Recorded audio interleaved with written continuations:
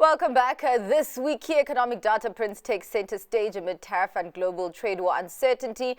Naeem Aslam, Chief Investment Officer at Zaye Capital Markets, joins us for a preview of the global economic week ahead. Thank you so much for your time, Naeem. Just looking at what we can expect from the U.S. economy going forward, even amid the markets plummeting, Trump has said that sometimes you need to take medicine to fix something. And of course, we have seen a very, very hard pill to swallow there by the markets. And I'm wondering if the U.S. will have to drink its own medicine in the process as well. I think drinking medicine is one thing, and overdosing on medicine is something that I am highly concerned about.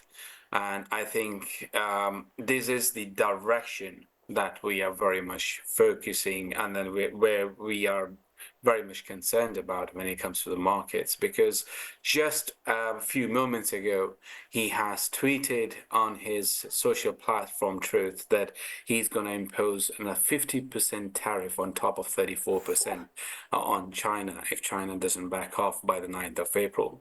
And then this is really what I'm referring to, using medicine and going overdose on medicine, which can kill someone's life. And I think this is in this particular situation, we are really talking about choking growth over in the United States. Yeah. Of course, there are huge concerns across the board, and then you can see the bloodbath in the market. But today there has been somewhat optimism. The reason that I'm using that word optimism is because starting early in the UK, around 6 and 7 o'clock in the morning, we saw the US Dow Jones futures and the NASDAQ futures, going, especially Dow Jones futures down by nearly 1,700 points. And it was supposed to be a very, very bloody day. But we saw a retracement.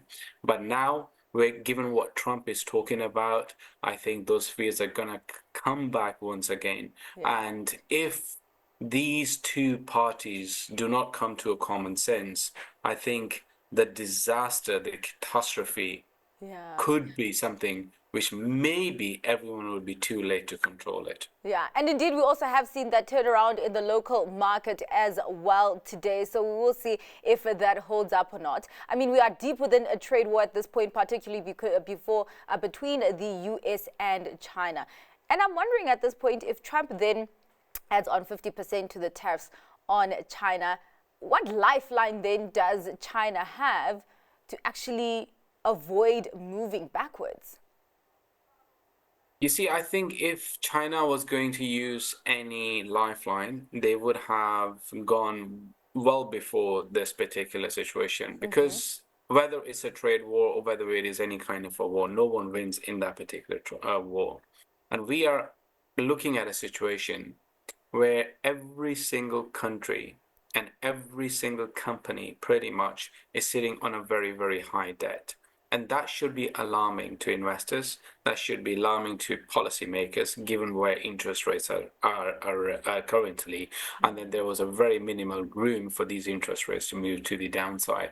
So I don't think, to answer your question, that China is worried or it is thinking about using some lifeline to address these particular war tactics, the trade war tactics which Trump administration is very much putting in place.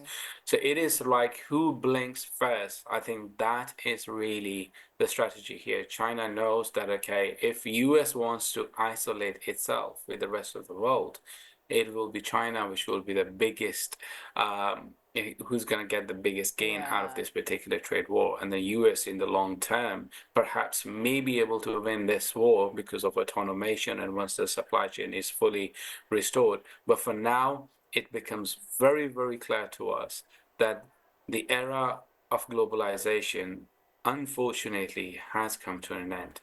And we're really weighing up the responses of the different regions to these tariffs. Quite mixed, because we have China that's really aggressive on the retaliatory tariffs. But then the EU saying that they are willing to negotiate, but if the US doesn't come to the table, then they will have to respond accordingly. But we talk about this aggressive stance that Trump has taken. Are negotiations even on the table?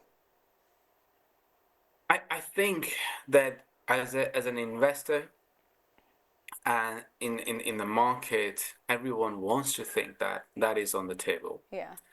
Because if that is not a or that's not on the table, then we are really talking about no one has common sense in this particular war, which is currently taking place between the US and the rest of the world, and especially between China and US. So if there are no trade negotiations, if they are not on the table, if that is not part of the equation, then we are really talking about something which could very much mimic that we saw back in 2007.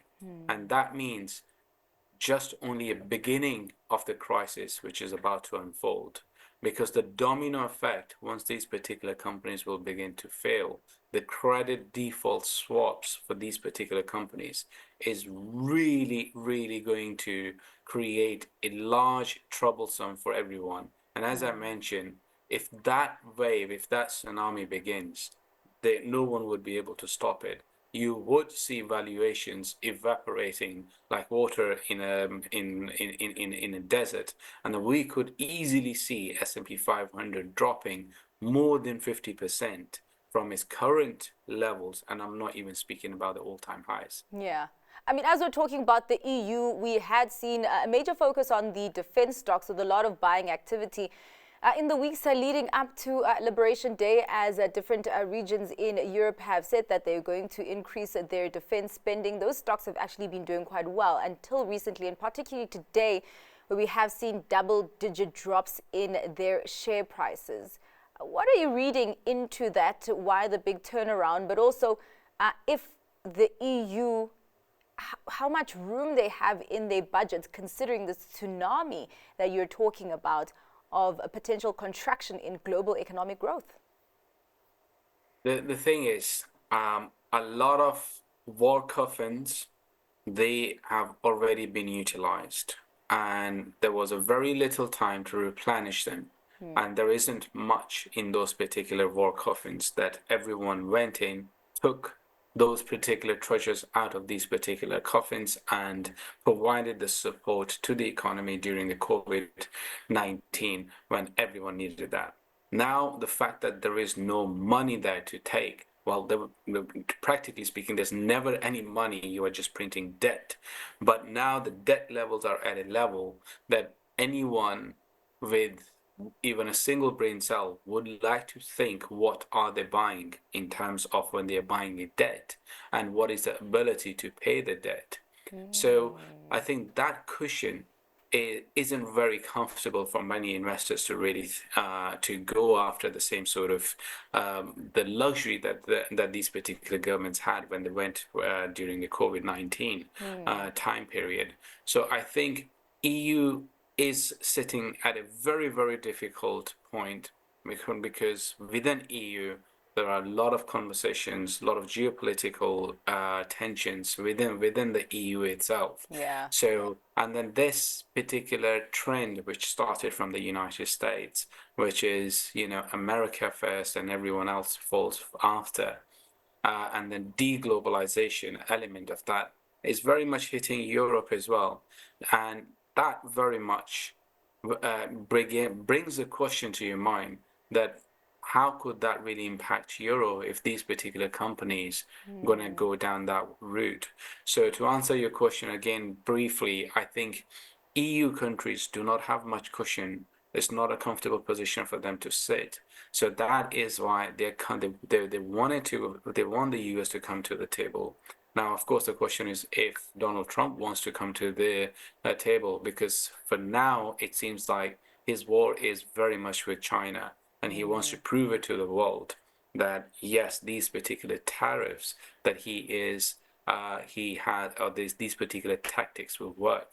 But only time will tell if that will work. But for now, there is a lot of Yeah. fear and concerns about economic growth and recession. And of course, that spills through to the oil market. We've had a number of financial institutions downgrading their forecasts and targets for the oil price. We actually even saw U.S. crude dipping below $60 a barrel. And I'm wondering if we could see a reckoning for the oil market that could last longer than COVID times. Well, it could certainly happen because if world economic growth begins to choke, there is no need for a same level of a demand for energy. And I think we have seen that those particular episodes many times where when demand evaporates, oil prices go in a free fall and no one has the gut to catch the falling knife because they can certainly go into negative territory. We've seen that Yeah. particular movie, which was never ever recorded before. So I think we could potentially see oil prices down by another $10 or $15 from the current level. And that is being very, very generous given the fact if these trade war they don't come off the table and if these parties don't show elasticity. And if the war continues in the way that it is going, we could potentially see in a matter of a month, if not before, very much an early 40 handle in terms of the oil prices. Yeah. All right. Well, we do have to wrap up the conversation. Thank you so much for those very, very interesting insights. Naeem, really appreciate it. That was Naeem Aslam, Chief Investment Officer at Zaye Capital Markets, with the Global Economic Week ahead.